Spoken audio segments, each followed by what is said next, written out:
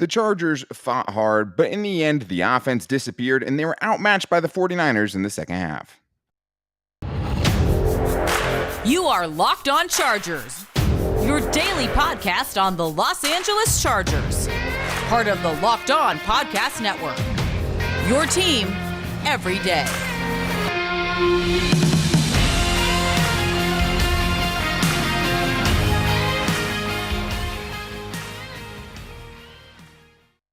What is up, and welcome into the Locked On Chargers podcast. I'm your host, Daniel Wade, joined as always by my co-host, David Drogemeyer, and we've been covering the Chargers now for 6 seasons, but this is our 5th season as the host of the Locked On Chargers podcast, bringing you your team every day. Thank you guys so much for making this your first listen on this extra special Locked On Chargers post-game show after Sunday Night Football, because we know it's tough right now for sure, and we're upset as well, but thank you guys for making this your first listen as always. To make sure you never miss the show, go subscribe to the Locked On Chargers YouTube channel, and also follow the show for free on all platforms wherever you get your podcast from. And David, I didn't feel good about the Chargers winning. It just sucks when you lose like that. The Chargers got totally bullied and manhandled in the second half. The offense disappeared. I thought that the Chargers defense did enough again, right? One of those games where it wasn't great, but they did enough to give the Chargers offense a chance. And then in the second half, the Chargers offense just goes 5 drives that go punt, turnover on downs, and interception. It just wasn't enough. And there was a certain theme in the second half. The Chargers went from really kind of being creative in the first half to totally just disappearing in the second half totally. So we'll talk about that. And the Chargers defense making some plays, but unable to get off the field on some big third downs in this game that kind of swung things. And the Chargers had some missed opportunities as well. More injuries in this game, including Gerald Everett, which really seemed to hurt the Chargers offense, just losing really probably their second best skill position player in this game after already missing Keenan Allen and Mike Williams. So we'll talk about the impact of the injuries and a couple more guys going down on the defensive line. But today's episode of Locked On Chargers is presented by PrizePicks. PrizePicks is daily fantasy made easy. Pick 2 to 5 players. If they score more or less than their PrizePicks projections, you can win up to 10 times your money on your entry. First-time users can receive a 100% instant deposit match up to $100 with promo code Locked On. That's PrizePicks.com. Promo code Locked On. And David, I mean, the story for me, the defense is bad, right? I mean, we've seen bad plays by the defense, but once again, I come away being upset with the offense, which, first of all, okay, yeah, I know it's a ton of injuries. You came into this game without your top 2 receivers, without your top 2 starting tackles. You're missing your second best tight end and running back, and the list goes on and on. But the Chargers in this game, after being seemingly creative early on, totally disappear in the second half. And no matter what the circumstances are, I know it's a great defense they're going against. You're just not going to win games when you can't score and get goose-egged in the second half like that. Yeah, and I mean, I think a lot of it to me was the play calling on early downs, Daniel. I mean, it was just really, really bad, and it was really predictable. They just did too many of those running calls where they did not get very good results. First drive of the second half, first down, one good run, and then there was two runs of 2 yards apiece. It's just really hard to get going, getting any momentum going on your drives. And then the second drive, you have a 2-yard run, a negative 1 yard run on first down. You're just not getting anything. And it just seemed like every time they decided to pass on first down, they were getting some decent yardage, 7 yards, 8 yards a pop. Anytime they ran the ball, it did not provide any kind of spark for the Chargers offense. And it was something that plagued them throughout this game. Yeah, I mean, the Chargers running game was non-existent. Yeah, they did get 1 12-yard carry in the second half. But besides that, though, I mean, their only positive play from the first basically 3, series that they had and 3 drives they had in the second half was a first down throw on 1st and 5 to Josh Palmer, where they finally opened up and he got 12 yards and a first down. So it was really hard to watch because it was super predictable, obviously. In the first half, they did a great job of at least, running it on first down sometimes, but then at least going off of that, doing play action. That's how they got the DeAndre Carter, the longest touchdown of the season, 32 yards in the first half. But after that, I mean, especially in the second half, especially after Justin Herbert took a big hit at the end of the first half, it seemed like the Chargers offense was just not there. They did a good job in the first half of not letting, Foster Sarell be like the main story of the game, did enough to help him against Nick Bosa and not let that be a total just derailing of your offense. And they were able to at least get some points. They did have some missed opportunities too. But yeah, I mean, to your point, the run for 2 yards to start things. Then after the penalty, you go to Palmer, it works out. Austin Eckler gets a 12-yard run. Then it's Sony Michel for 2 yards. That ends up in a punt. Then you have Austin Eckler going for 2 yards. You get the first down anyways, run it again on first down to Isaiah Spiller for negative -1 yards. And then you do like a little touch pass to DeAndre Carter, which may as well have been a run. I mean, it goes down as a pass, but it goes down for also -5 yards, and just putting them Gets behind the blown up sticks. by Nick Bosa. Yeah. You have to be able to run the ball. The Chargers are in a situation with their injuries where they can't totally abandon it. I just think the timing of the runs and things like that, it's like it's hard enough already to throw the ball against this 49ers defense. It's hard enough for your offensive line to hold up against this 49ers defense. When you're that predictable, it makes it so much easier for them and so much tougher for you, because then you just end up living in so many third downs and you're asking Justin Herbert to bail you out on third downs with no offensive weapons. And it just was really frustrating to watch, David, because I knew it was going to be tough for them, but to see them totally fall apart like that in the second half, I mean, they just didn't even give the team a chance there. And I know there's a ton of injuries, but it was just still, you feel like they should have gotten something. They never made it past the San Francisco 44-yard line.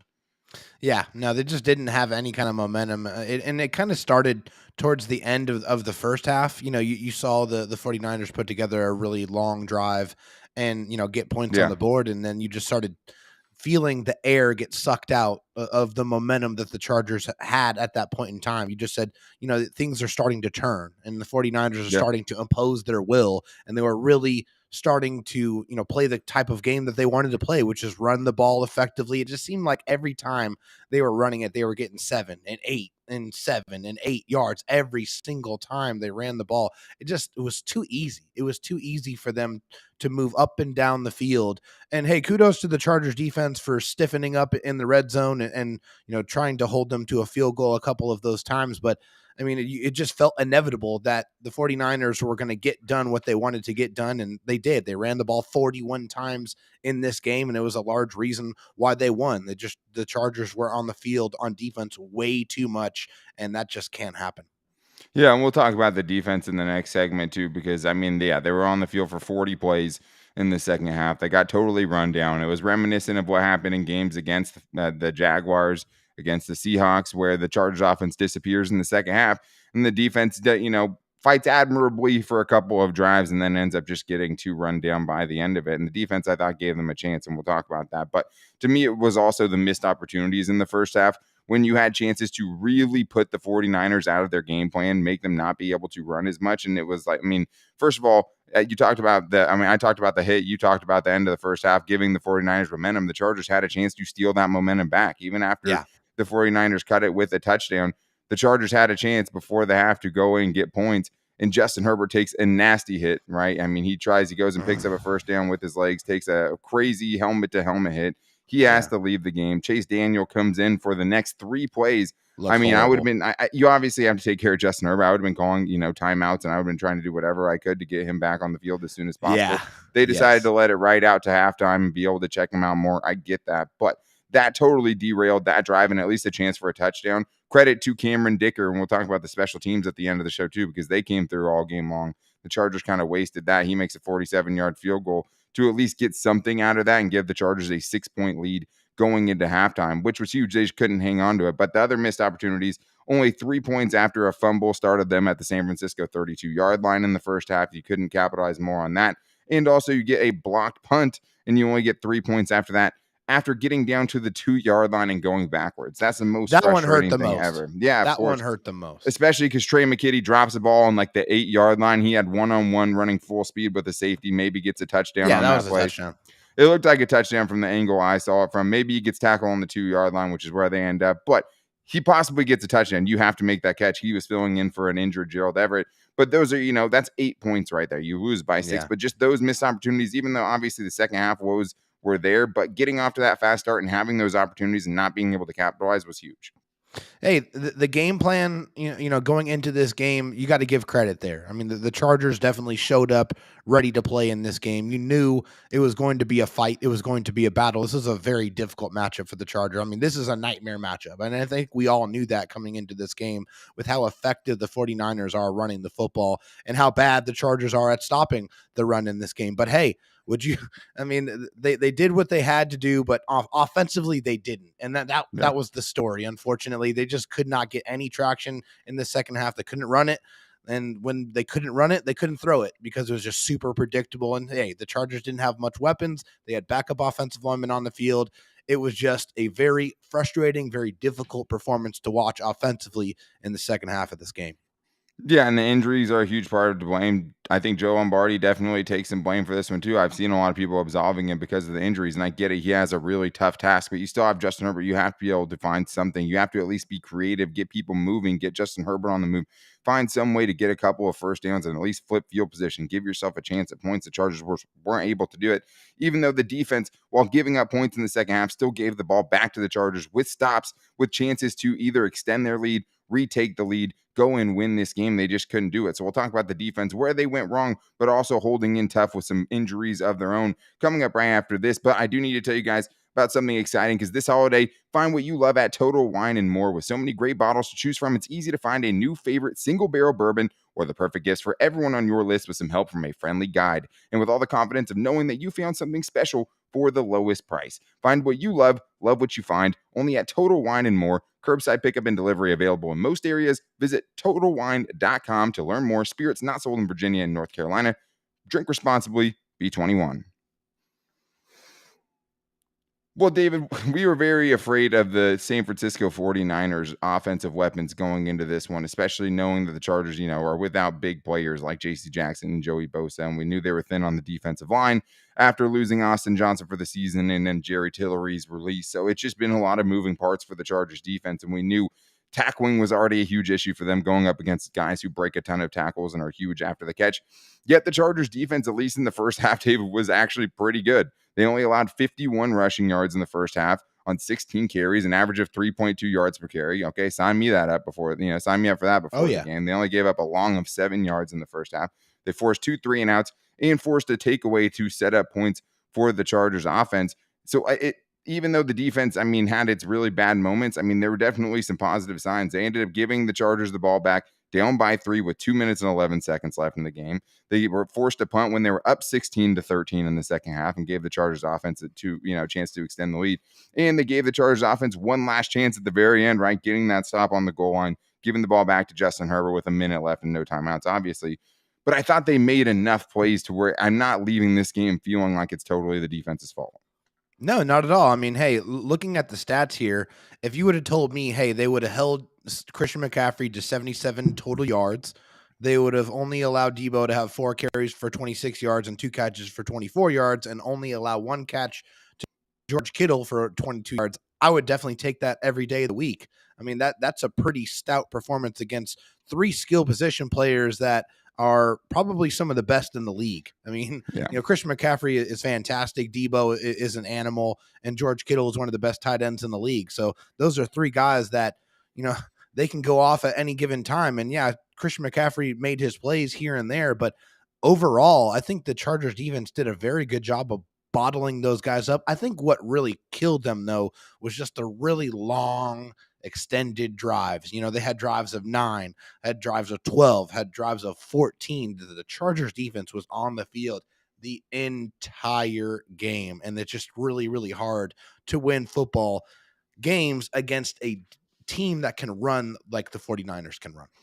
Yeah, and this is the thing about this game too. It's there's a lot of ways where I'm proud of this Chargers team for how they fought. You know what I mean? This isn't a game that they should have had such a good chance to win on the paper, right? Yeah. From the outside looking in, with the 49ers getting so much healthier and coming off of a bye week, the Chargers hung in there, and they definitely deserve some credit for that, right? But at the same time, it just still wasn't enough. Defensively, you just still have the same flaws. And even though you know it's coming, right, you still can't stop it. You're on the field for 40 plays in the second half.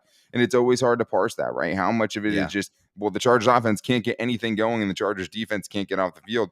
Or is it just the big missed opportunities that the Chargers defense had and when they couldn't get off the field themselves, right? Because they set themselves up in some great situations, like we talked about before in our key show, right?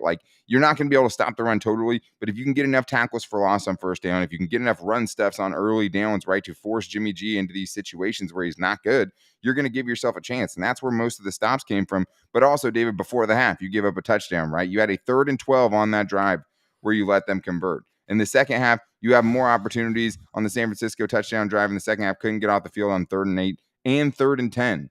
Those are just point blank period. Those are the times you have to get off the field. And another one's a 3rd and 6. Ball goes short of the sticks, breaks 3 tackles to get a first down. They had opportunities to have even a better game. Obviously, they're undermanned and things like that. But on the drives that were frustrating from the defense, it was things like that happening. Those were the moments they had in this game to get off the field and get the offense back on and get more opportunities. You have to get off the field on 3rd and 6 and more, and they could not. They allowed San Francisco to convert 3rd and 6, 3rd and 12, 3rd and 8, 3rd and 10, like you said. Those moments should be golden moments for the defense. This is where you get off the field, and they just could not do that time after time after time. Those are the moments where you just wanted to scream at your television set because you just knew that the San Francisco 49ers were going to be able to convert and the Chargers defense was going to stay on the field when they had so many guys that were out due to injury in this game and leaving before this game and during the game. It just was a really bad situation. That's what was super frustrating, just getting in those situations where it should be an advantage for your defense and not being able to cash in. Yeah, 100%. I mean, that's what ends up deciding this. I mean, they did have some really good drives where it was bend, don't break. And you knew that would have to be at least a little bit part of it just because, I mean, unlike the Falcons, like the 49ers missed a couple opportunities offensively, but like these good teams don't miss like the Falcons did. And like some of these other bad teams the Chargers played at. If you mess up, if you're not there, teams don't miss. I mean, I thought there was guys, like Kenneth Murray had a really bad game for a lot of it and then made a couple of splash plays. And Drew Tranquil still makes some splash plays, but also misses some tackles in important moments too. Like it's just, there's just not enough. Asante Samuel Jr., right? Gets beat. He got lucky one time. It should have been a touchdown against him. He got beat on the goal line by Brandon Knight. But it's just, there's a lot of times where this defense feels like it's fighting and kind of punching above its weight class, especially going up against the weapons they were going up in this game. But to me, I think it's just the ever-present thing is just missing Joey Bosa. I think that's just the thing that hurts the most, because when you do go to those third down situations, that's what Joey Bosa lives for. You know what I mean? And Khalil Mack had a good game in this one. Like he made his impact felt in this game. He had one series where he took over and he dominated and he, basically willed the Chargers defense off the field, getting a sack and then forcing another incompletion. Like that was all Khalil Mack. And it just wasn't enough of those moments where you knew you were going to need your big stars to step up. It just didn't happen enough. Well, and I think the thing is, Khalil Mack derailed the drive by himself, got a 10-yard sack on the next play, ran the offensive lineman into Jimmy G, made him super uncomfortable. It's an incomplete pass. Now it's 3rd and 20, which, Deebo Samuel gets like 16, and I was still kind of scared. But it was just one of those things where, like, the rotation isn't what it needs to be at the edge rusher position, because, when Khalil Mack opposite of him, it's always going to be either Kyle Van Noy, Derek Tuska, or Jeremiah Tauchu. Those are all subpar. Kyle Van Noy is up there, but like those other guys are borderline NFL players. Like they're borderline kind of practice squad level players at this point in their respective careers. It's just not enough. The defensive line rotation is obviously battered because the Chargers had some big injuries at defensive tackle after already having some attrition at that position earlier this week. There were some bright spots for them. I mean, some guys definitely had good games here, but in the big moments, the Chargers couldn't come through on enough of them defensively to totally carry the Chargers offense, because that's basically what the Chargers were asking them to do in this one, which is totally unfair for a defense going up against that specific offense with their own, flaws that they have. So I thought there were some inspired moments. Still not a great defense, and that showed up again on Sunday Night Football. But like, you gave up 19 points to a team with Super Bowl aspirations on Sunday Night Football, right? And that's usually should be enough.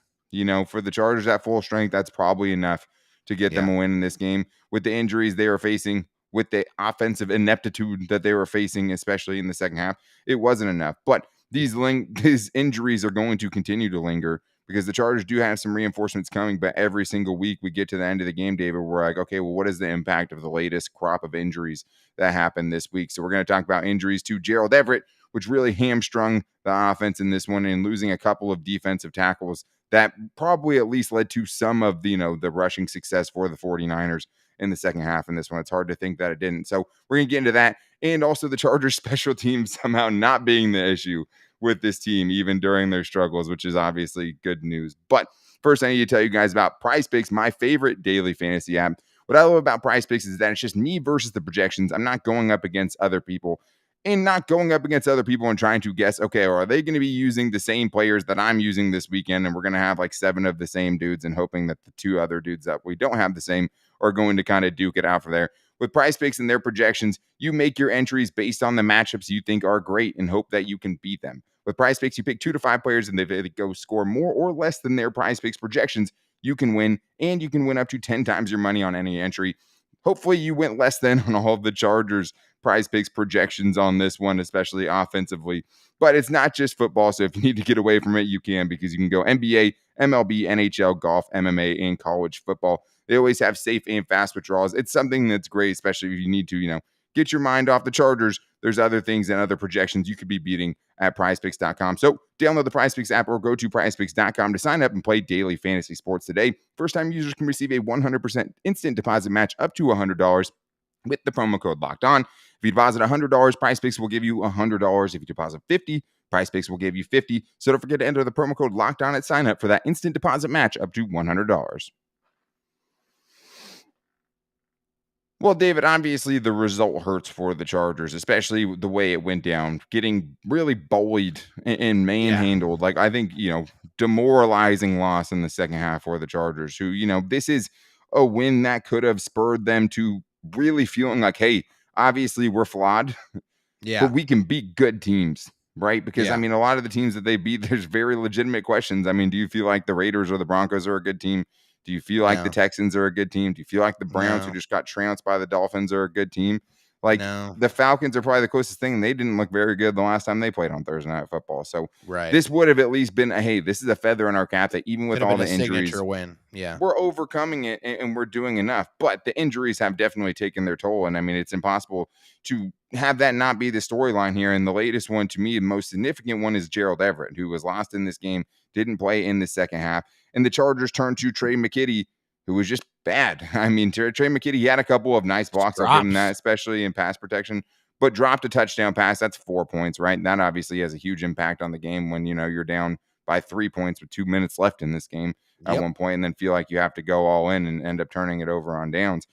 It's huge. And like, at that point, David, you're basically out there with Josh Palmer, Austin Eckler, and DeAndre Carter, and that's just not enough going up against this defense. Like, once you lose Gerald Everett, he is that important kind of as like one of the only playmakers you have left.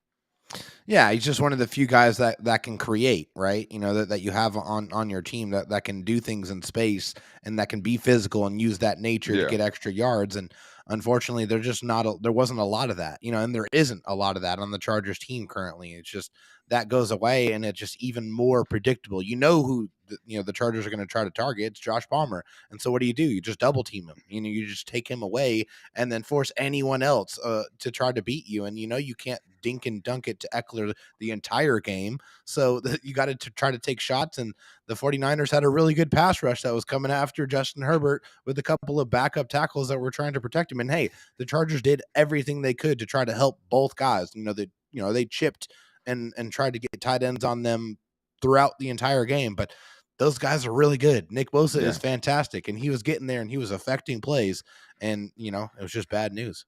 Well, and they have other guys that aren't Nick Bosa, right? Like Charles Mena, who ends up, you put all the focus on Nick Bosa, he comes in and forces a fumble at one point, ends up causing an interception late in the game. Like, it just, and it was admirable what they did with the offensive line, especially in the first half, because like they were still finding a way to work the offense around it. Because that's one of my keys, right? Was just like the offensive line just has to hold up well enough to operate your offense, to give you some certain baseline of operation. And that just totally evaporated in the second half. And it totally hamstrung them, along with the play calls that set you up in just way tougher situations, right? And it's just, this team is always, I think the problem is, David, is the reason you can't totally absolve like Joe Lombardi in this situation is just because like these are the same things that have frustrated us with him, even when he's had more healthy rosters, right? It's hard to point to a lot of games this year because they've been so banged up, and Keenan Allen's played in like a half so far this year.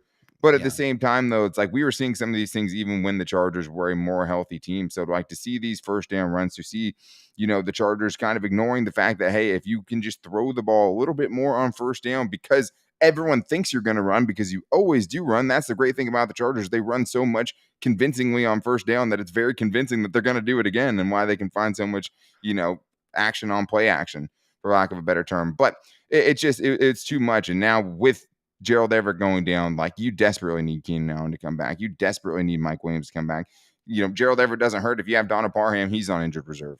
You know what I mean? So it's like just too Yeah. much for the Chargers to kind of overcome at this moment, especially when it's like they don't have a good offensive line to lean on. They don't have a good running attack to lean on. The things that you would be trying to do if you're missing all these, injuries in a vacuum. But let's go to the defensive side of things because the Chargers had a couple of big losses there. David, in the first half, you lose Tito Abonia, and then you also lose Christian Covington in this game. And we already knew how thin the Chargers were after losing Austin Johnson and Jerry Tillery for one reason or another so far this week. And I mean, that was a brutal blow to an already thin group. Oh, it's horrible. I mean, it's just horrible. And it sucks for the young guy, especially because it just seems like Otito was really starting to find his stride and like he was really starting to make a difference on the Made a defensive really good line. play on the play he got hurt too on the goal line, being really solid there. Yeah, he's just a dude that has like legitimate size. I mean, like he has like that brute strength that actually makes a difference on the defensive line. He's able to, get some movement there. Yeah. And then, after he goes out, then Christian Covington goes out with a pectoral injury.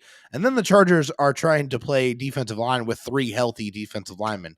And so that's just, that's a really, really tough ask. It's really, really difficult. And of course, the 49ers knew that. So once that happened, they just kept them on the field, didn't allow them to substitute, and continuously bludgeoned them over and over and over again until you knew they were going to bludgeon them into submission, and that's what happened.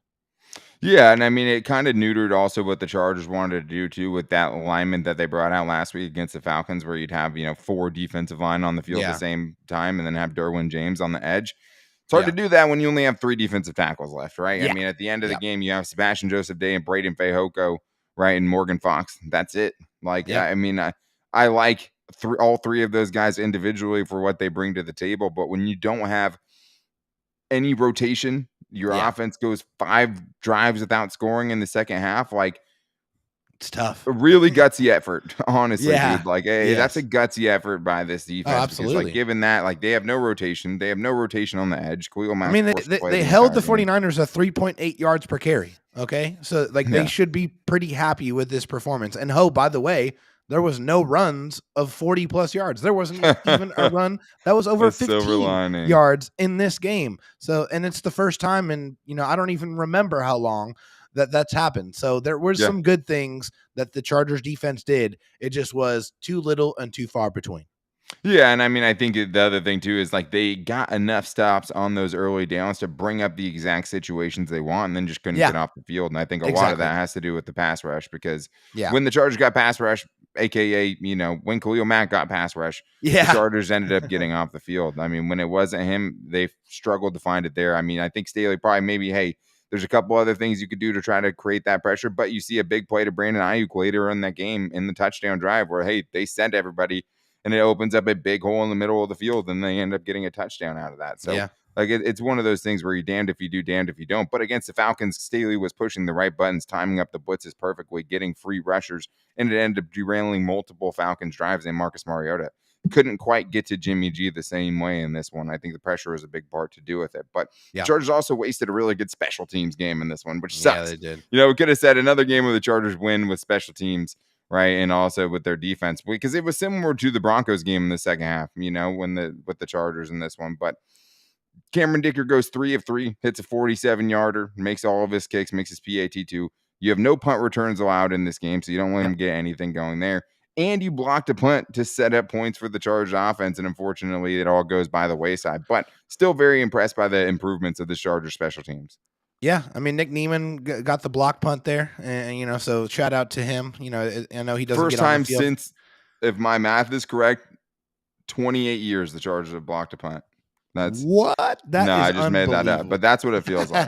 But you kind of believed it, though. I mean, you can't not actually believe it for a second there, because the Chargers special teams has been really, really bad. But hey, it's probably Drew Tranquil, his rookie year. Honestly, that's probably the last 2 block punts that year. Yeah, you're probably right about that. But yeah, shout out to Nick Neiman for that. And then Asante Samuel Jr. was getting really, really close to blocking a couple of those PATs and those field goals. Yeah, of course I did. But I was watching too. I mean, he's really getting there. Like, he's taken off.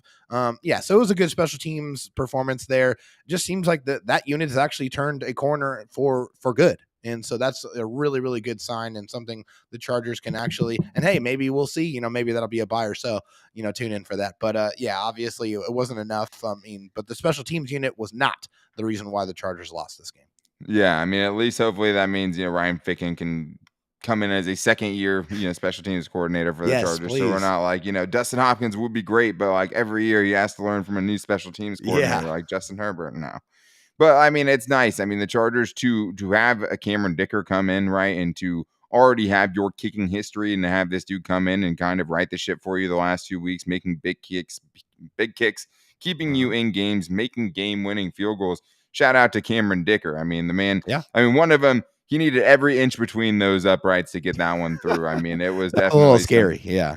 Yeah, for sure. But, just the right amount, right in there, and ends up really keeping the Chargers basically their main source of offense in this game. But the Chargers obviously can't totally answer the questions that we have for them, which is, hey, this 5-3 start is nice, but how real is it, right? Hard to say that they gave themselves any more validation. They hung tight. They had a super gutsy performance in this one, especially defensively, but they're just not quite there. And there's, with these good teams, it's going to be almost impossible for them to pull off wins like this when they're given the injuries that they have, when they have the offensive ineptitude that they've had in many second halves so far this season. And that's what we saw on Sunday Night Football. And now you get the Chiefs on back-to-back Sunday Night Football games, and they have another game to try to redeem themselves. And if you can get to 6-4, or at this point, you'll 100% take that, right? All you wanted was 1-1 in these next two games. It's just hard to have confidence unless the Chargers can get some reinforcements back this week. Really, that's, all they're waiting on. Getting Trey Pipkins back would be nice. Mike Williams, potentially, he wants to play against the Chiefs. Keenan Allen, who the heck knows at this point. But we'll be back tomorrow with more updates because we will be getting into our buy or sell, getting into the biggest Chargers news and storylines and buying or selling the biggest overreactions potentially for that. But to make sure you guys don't miss it, go subscribe to the Locked On Chargers YouTube channel and also follow the show for free on all platforms wherever you get your podcast from. Thank you guys so much for checking out the live stream. I know it's tough after a loss like that. Everyone get your thoughts in the comments and stuff for sure. And if you like the show, make sure to hit that like button. You guys can also find the show on all of our social media. Hit us up on Twitter at LockedOnLAC. You can find me on Twitter at DanTalkSports and David Drogemeyer on Twitter at DroTalkSD. His DMs are always open. If you guys want to call in and get your biggest questions about this team, want to get on the Chargers mailbag show on Wednesday, hit up 323-524-7924 and leave your 30-second voicemail on there, and we will get to it then. But thank you guys again for making us your first listen. If you guys need a second listen, check out Locked On Sports Today. The biggest stories of the day, plus instant reactions, big game recaps, and the take of the day, so you don't want to miss it. You can find this show and that show wherever you get your podcast from every day of the week for free. But we'll be back with you guys tomorrow with buy or sell. Until then, take it easy and go Bolts.